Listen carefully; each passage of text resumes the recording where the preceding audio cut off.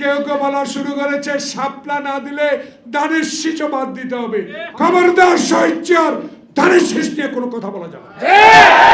বিষয়টা কি? টাকা মাল লাভ হবে না। মনে নাই আপনার আওয়ামী লীগ আমলে কানে ধরেছেন যে আর নির্বাচন করব না। আটলান্টিক মহাসাগরের মতো দল, এটা কি হাসিনা পাইছেন? এটার নাম খালেদা জিয়া। আপোষ করতে জানে না, নির্বাচনকে পিছিয়ে দেওয়ার ব্যবস্থা করছেন। তাদেরকে কেন আজকে 5 দিন হলো খুঁজে বের করলেন? কেন দল আবার মিছিল করব? মিছিলের দরকার হয়েছে, মনে কষ্ট পেয়েছি। আমার নেতাকে নিয়ে মির্জা ফখরুল মতো একজন লোক, এটা সততার প্রতীক, উজ্জ্বল নক্ষত্র, তাকে নিয়ে কথা বলেন। বিষয়টা কি?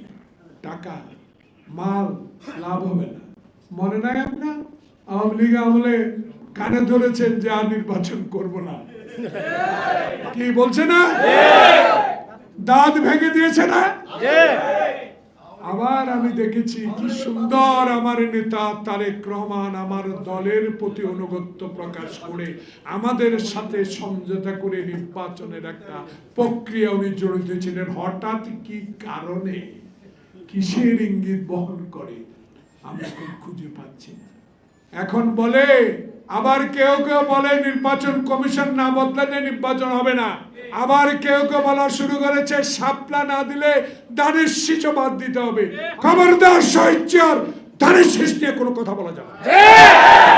খবরদার শহীদ আদর্শ নিয়ে কোনো কথা বলা যাবে না। খবরদার স্বাধীনতার ঘোষক সেক্টর কমান্ডার বাংলাদেশের গণতন্ত্র পুনরুদ্ধারের জন্য যে সংগ্রাম শহীদ জিয়া করেছে তাকে নিয়ে কোনো কথা বলা যাবে না। তার সন্তানকে নিয়ে কোনো কথা বলা যাবে না। যে সন্তানটি 16 বছর দেশের বাইরে থেকে গণতন্ত্র উদ্ধারের জন্য এই নেতারা জীবন বিসর্জন দিয়ে, এই কর্মীরা জীবন বিসর্জন দিয়ে রক্ত চক্ষু উপেক্ষা করে হাঁটু পানিতে বাস করে কবরস্থানে জীবন করে রিক্সা চালিয়ে যারা সানবিট সব দিবে সামাল।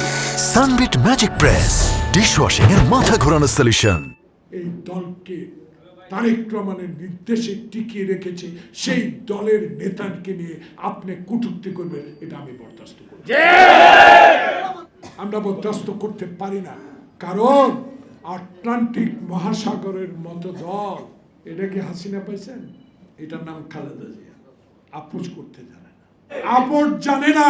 শহীদ জিয়ারে শেখ হাসিনা সব মেরে ফেলছিল, জামাতে ইসলাম সহযোগিতা করছিল, ফাঁসির কাস্টে ঝুলাইছে, জাতীয় পার্টি সাহায্য করছিল, বিলীন করে দিয়েছে। 111 কিছু ফখরুল মঈনুদ্দিনেরা চেষ্টা করছিল, জন সেনাবাহিনীকে হত্যা করা হয়েছে।